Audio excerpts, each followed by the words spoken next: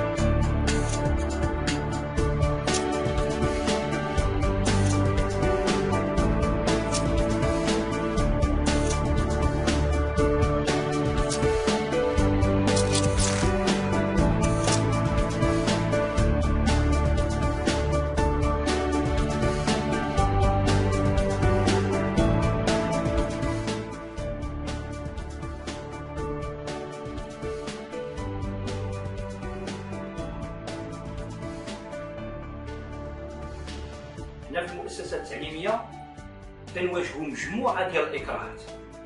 أولا بالنسبة لتوزيع التلاميذ في آخر السنة على حسب المعدلات كنلقاو واحد المشاكل كثيرة.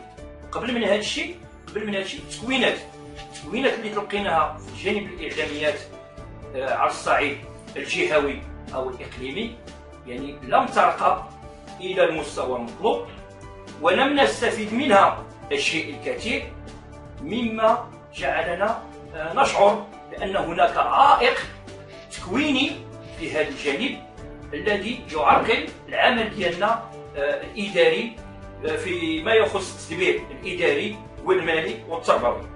على سبيل المثال لا الحصر، أولا في آخر السنة عندما نريد توزيع المعدلات، توزيع التلاميذ على الأقسام، نجد هناك إشكال في إعداد اللوائح، كذلك المعدلات ونقاط المستوى السادس. كذلك هناك شكاية بعض الآباء فيما يخص معدلات أبنائهم، فالأستاذ يقوم بجمع المعدلات بطريقة يدوية وتكون هناك أخطاء، فالآباء يشتكون من هذا الجانب. كذلك تخزين المعلومات وكذلك التوقيت، جانب استعمال الزمن. هناك مشاكل في استعمال الزمن خصوصا هذه السنة، عندما قام السيد الوزير بإرسال مذكرة وزارية في هذا الشأن، وانقسمت الجهة إلى قسمين أو ثلاثة فيما يخص هذا التوقيت، وهنا إكراهات كثيرة. Les problèmes inhérents à la communication avec les parents sont les suivants. La perte de temps, le manque de moyens, la plupart c'est le téléphone qui fonctionne, les lettres recommandées qu'on envoie et le résultat n'est pas toujours assuré. فالإدارة التربوية في حاجة ماسة أو في حاجة ملحة لوسائل تساعدنا على التدبير اليومي فيما يخص سواء المالي أو الإداري أو التربوي. فتح الوسام ومسار 35 سنة من العطاء في التعليم، عمر ربت فيه أجيالا تعلمت على يدها كيف تخط الحرف وتكتسب المعرفة وقيم المواطنة. هي ذات الرسالة الإنسانية، لكنها اليوم باتت تؤدى في ظروف أصعب. الأطفال ما ينسون با انكادغي، ما يهتموش بهم والديهم، تيقول له اجيتي من المدرسه صافي مرحبا بك، قريتي مزيان سي بيان، ولكن لو سويفي والتتبع ولا فيريفيكاسيون اشنو قريتي وشنو دا، والاب يقلب الشكاره ديال ولده، يشوف الدفتر ديال بنته. هذاك هي كيكملوا الرساله ديالنا وتيعاونونا كيسهلوا علينا الامور ديالنا اللي هي صعيبه.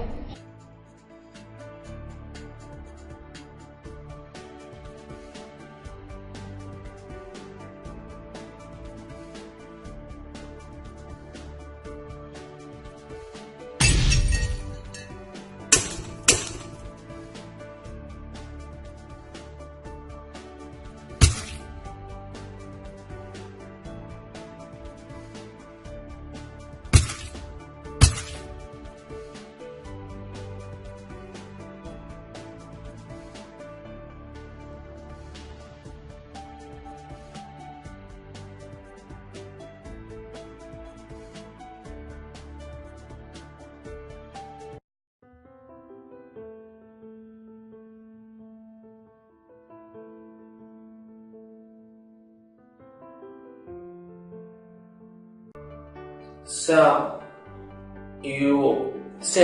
الاتصال بين الآباء والأساتذة، وبهذا البرنامج لا يكون للآباء عذر من عدم الاطلاع على المستوى الدراسي لأبنائهم. وبهذا البرنامج تكون التطبيق سهل لعملية الانتقال بين الآباء والأساتذة، بحيث ليس على الأب إلا الدخول إلى النت وفتح البرنامج والاطلاع على سواء عدد تغيبات الأبناء ديالهم أو المستوى الدراسي من النقاط مثلا ومن الدروس ومن جميع ما يقوم به الأستاذ داخل الفصل. عجبنا في المشروع أنه يسهل عملية التواصل عن طريق استعمال يعني المعلوميات، سواء ذلك التواصل الداخلي بين إدارات المؤسسة ومكونات إدارة المؤسسة، بين المدير، بين الحراس العامين، بين يعني الجهاز ديال الكتابة أو الاتصال، وكذلك مع بين الأساتذة وبين يعني الأولياء وآباء وأمهات التلاميذ. ثم النقطة الثانية التي يمكن أن أثيرها في هذه المداخلة هو قضية تبادل الخبرات بين الإخوان الأساتذة، بحيث أنه إذا كانت تجربة مثلا ناجحة في مؤسسة تعليمية في منطقة ما، يمكن أن تعمم وتنشر هذه التجربة في هذا الموقع والاطلاع عليها من طرف الزملاء الأساتذة الذين سيبلورون هذه التجربة مع التلاميذ ديالهم إن شاء الله.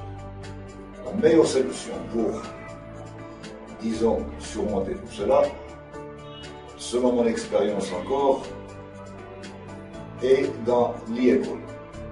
L'e-école, je l'ai testé l'année dernière, de façon non officielle bien sûr, mais j'ai trouvé qu'elle résolvait les problèmes non seulement des écoles, des parents, des élèves, des enseignants, etc., mais aussi des académies et des délégations. À savoir que les notes, la gestion des ressources humaines, la gestion des moyens financiers des écoles, tout cela se gérait à la minute, sur le champ. L'information est disponible à chacun des concernés à la minute. Les notes, les absences, les listes, tout y est. Et il suffit qu'un professeur corrige un test pour que le parent soit mis au courant de la note, que l'élève aussi sache la note qu'il a eue à n'importe quel moment de la journée. Mais plus important encore, l'e-école est une application que les enseignants peuvent utiliser, à laquelle ils peuvent avoir recours comme pour la documentation. Et la documentation est la chose la plus importante qui manque dans le processus de l'éducation. ونحن نرى أن يكون فهي يعني الجانب المخلص، الجانب الإيجابي الذي سيزيل عنا هذا العائق. وأشكر من هذا المنبر يعني جميع الإخوان المساهمين في هذا المشروع، وأعتبره مشروع ناجح، مشروع واضح المعالم. قلت أنا من الأستاذ بوعلى محمد أستاذ ديال الفيزياء، وبالنسبة لي هذا البرنامج أنا اللي تابعته لمدة مع اي-école وحقق فيه فوائد كبيرة للأساتذة وللتلاميذ. بالنسبة للأساتذة تكون لا جيستيون ديال النقاط ديالهم بسهولة، حتى بالنسبة للتغيبات ديال التلاميذ يعني تكون بالنسبة للآباء اللي ما تيقدروش يتابعوا أو يتواصلوا مع الأساتذة، يقدر يكون تواصل مباشر ما بين الأستاذ والأب، اترافيغ البرنامج هذا اللي غادي ينزل ان شاء الله في المؤسسات التعليميه كلها، وغادي يسهل كما قلت ايضا بالنسبه كاستاذ ديال الماده، بالنسبه حتى للبلدان ديال التلاميذ غتكون الامور سهله بزاف، لان يمكن لنا مثلا اليوم ينزلوا لي نوت، لا غدا بلدان التلاميذ راه يكونوا واجدين في المؤسسات ديالهم من خلال هذا البرنامج هذا اللي شفت. يأكل برنامج تسجيل هذاك العام اللي منه يمكننا نكونسلتاو الاساسيات بلا ما نتعذبو، يمكننا نعرفو النقاط ديالنا بلا نمشيو عند الاداره، بلا نمشيو عند الاداره، وباقي باش كنساو لي دوفوار ديالنا ولا كنكونو غايبين يمكننا نلقاوهم في السيت، ولي بارون ديالنا كيهضروا مع الاداره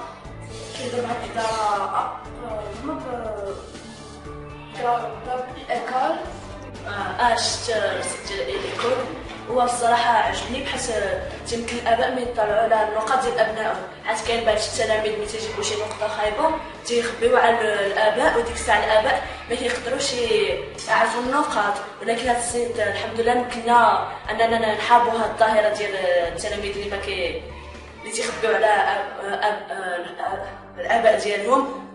انا بغيت نقول غير في بعض الحالات ملي تيكون مريض ولا تيكون غايب نقدر نلقى زعما الدروس ديالي ولا داكشي اللي داروا عليا التلاميذ ملي كنت غايب نلقاه في السيت. بالنسبه نتكلم ك تريزوري ديال لا فيدراسيون ديال لي زاسوسياسيون دي بارون، الحقيقه كان المشكل عند الاباء هو التتبع ديال وليداتهم، كل واحد العذر ديالو، كاين اللي تيقول ما عنديش الوقت، دابا اصبح في متناول جميع الاباء باش يعرف مثلا ولده واش يغيب، تيقدر يعرف يعني لي نوت ديالو، تيقدر يعرف اي حاجه تتخص ولده من الدار ديالو بلا ما يمشي كاع للمؤسسه، تيقدر يتبع هاد لو سوي ديال الوليدات ديالو في اي مستوى ان شاء الله، ونبارك هذه الخطوه.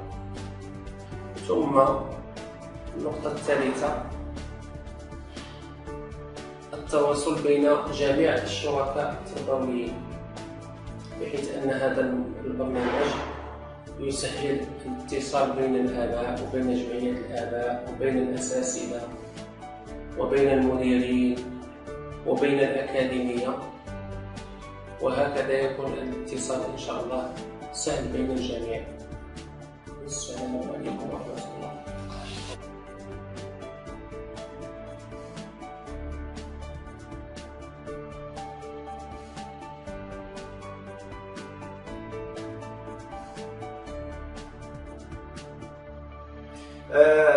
ننتظر من هذا المشروع فعلا أن يجعلنا نقوم بمهامنا داخل الإدارة التربوية في راحة حتى نتمكن من من الرفع من مستوى التسيير الإداري والتسيير التربوي داخل المؤسسات التعليمية. شكرا.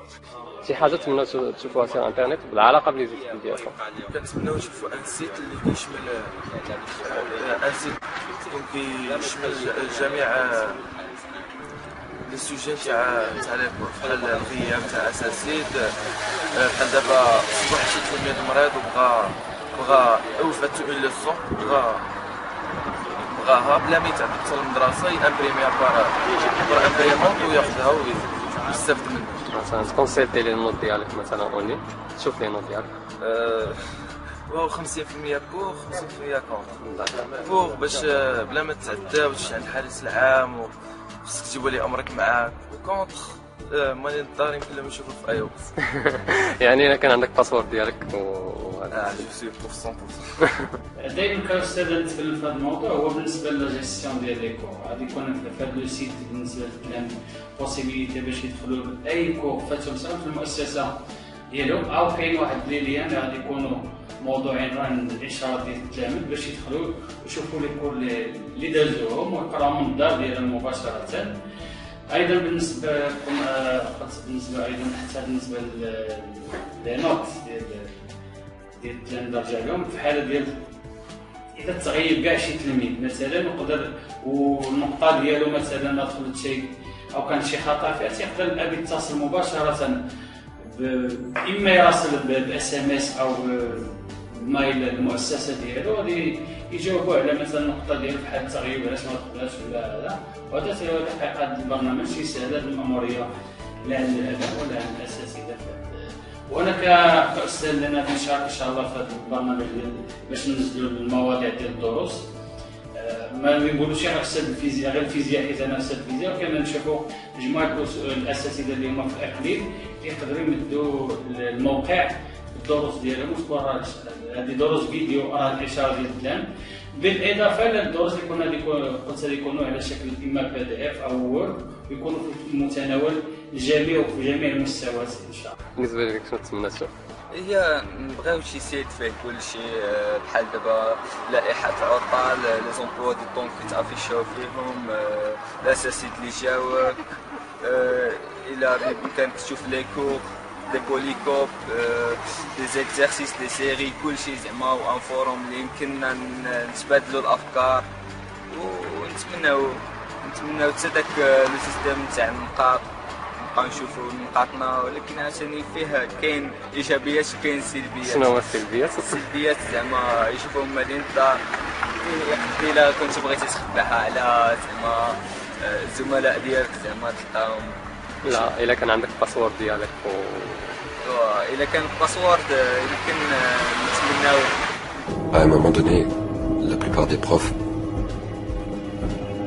ont profondément cru qu'ils pouvaient changer les choses. Je sais combien c'est important d'être guidé quand on est jeune, de voir